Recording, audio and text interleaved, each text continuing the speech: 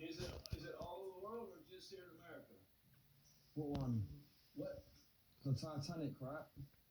All right. Well then, here, come here.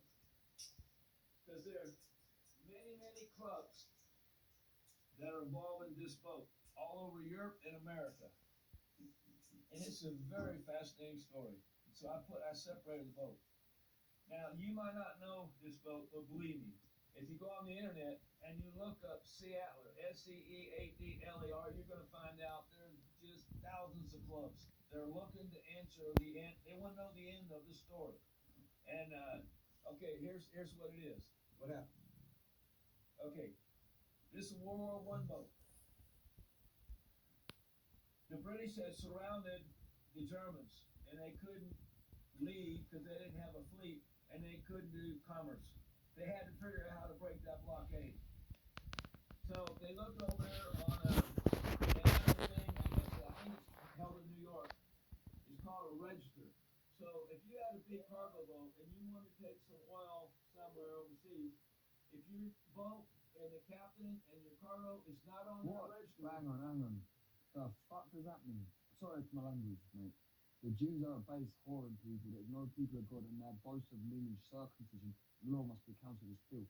Their synagogue is a defiled bride, yes, an incomparable whore and an evil slut. Their synagogues and schools should be set on fire, their prayer books destroyed. Who wrote that? Martin Luther. What, is he talking about the Jews?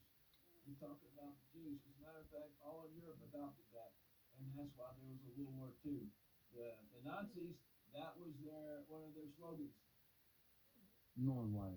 And they did exactly what Martin Luther said. And that's in museums. This quote, when you walk in, that's the first thing you see.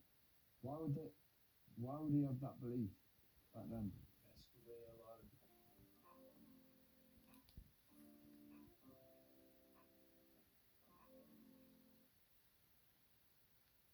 they did all those camps and everything. It's horrible. Okay, now let's go back to this, because there's people that are watching this, and they're going to like this story. All right, so they look at this, the Germans look at this register and say, hey, there's a Norwegian ship that's going to leave in a couple months from now. What if we go and steal a ship out the ocean that looks like that, and then rig it and put the largo for lumber? They do lumber, and they will repaint it, make it look just like that ship, and then get a Norwegian crew to sail it, and send somebody to go steal the log off that boat and put it on there. So they did. They went out and stole this ship. It was called the Passabalma. It was an American ship.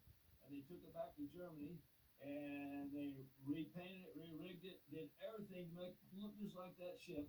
And then they went and found this young man, not your age. His name was Count von Luckner. He said, we need you to sail this ship. And he said, no, I don't kill people. He said, can you sink ships?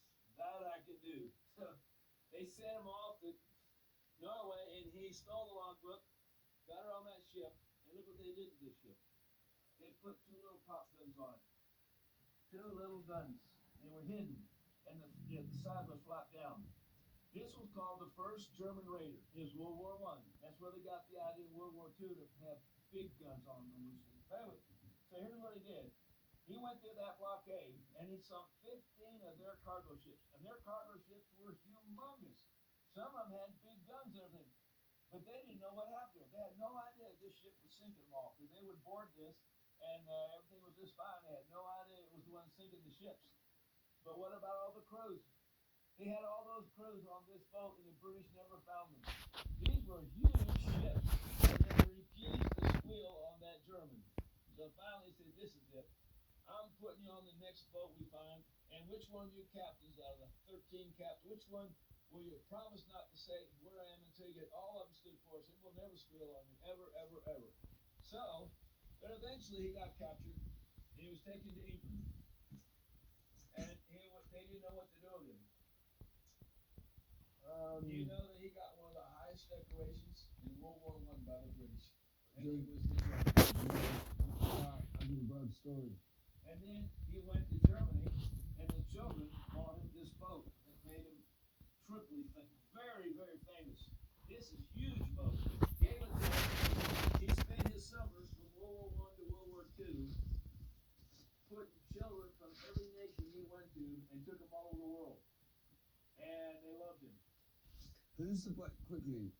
Who did you say was better than Admiral Byrd? What? Who's better than Admiral Byrd? Because you gave me. I was talking about Admiral Byrd, and you said there's a better story, and I just want to research that.